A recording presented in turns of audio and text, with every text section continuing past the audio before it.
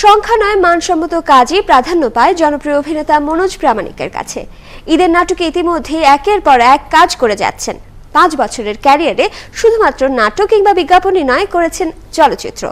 মনোজের 4টি ছবি আছে মুক্তির অপেক্ষায়।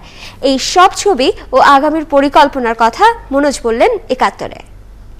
বছরের পুরোটাই লাইট ক্যামেরার সামনে থাকেন মনোজ প্রামাণিক।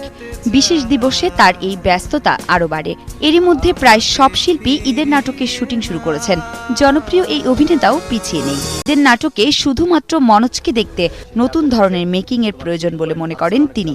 বেসিক্যালি আমার রোমান্টিক ক্যারেক্টার বা যে কোনো ধরনের ক্যারেক্টার করতে ভালো লাগে।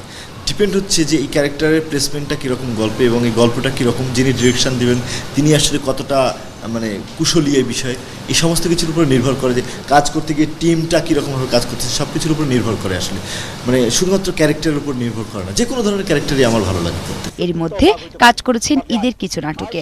2-3টা কাজ ঈদের করা হয়ে গেছে, আর সামনে যা কাজ আসবে করবো। তবে চেষ্টা করবো যে ভালো গল্প, ভালো ডিরেকশন যারা দিতে পারে বা আমার মনে হয় যাদের ডিরেকশন আমার কাজ করতে কমফোর্টেবল লাগে, ভালো লাগে, সেই ডিরেক্টরদের সাথে সে ধরনের গল্প নিয়ে কাজ করতে। প্রযোজক বা পরিচালকের কাছে মনোজ মানেই সফলতা, আর তাই নাটক, টেলিছবি, টিভিসির পাশাপাশি করছেন চলচ্চিত্র। মুক্তির অপেক্ষায় আছে মনোজ অভিনীত 3টি সিনেমা, আর কাজ করছেন নতুন আরেকটি সিনেমায়। অলরেডি সিনেমা কয়েকটা করা হয়ে গেছে বা করছি। 1 নম্বর স্যাটারডে আফটারনুন, মোস্তফা সরোয়ার ফারুকী। 2 নম্বর করেছি ইতি তোমারি ঢাকা, যেটা একটা অ্যান্থোলজি ফিল্ম, যেটা 11 জন ডিরেক্টর মিলে একটা সিনেমা, যেটা বুসানে গেছিল। এছাড়া 3য় ফিল্ম করেছি হচ্ছে নুরুল আলম আতিকের মানুষের বাগান, আর 4র্থ এখন করছি হচ্ছে মিশন এক্সট্রিম। নিজেকে সেলিব্রিটি কিংবা হিরো ভাবেন না তিনি, আর তাই যে মাধ্যমেই হোক ভালো গল্প হলে সব ধরনের চরিত্রে অভিনয় করতেই পছন্দ করেন তিনি। আমি ভাবি যে আমি একজন অভিনেতা এবং আমি আমার অভিনয় করাটা আমার ভালো লাগে, এটা আমার পেশা, প্রফেশন, প্যাশন।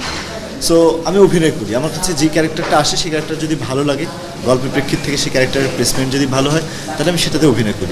বিশ্ববিদ্যালয়ে শিক্ষকতা করলেও অভিনয়কে ভালোবেসে অনেক দূর যেতে চান মনোজ, আর তাই ভক্ত শ্রোতাদের ভালো কাজ প্রাধান্য দিতে আহ্বান জানান এই অভিনেতা। কামরুন নাহার রাখি, 71, ঢাকা।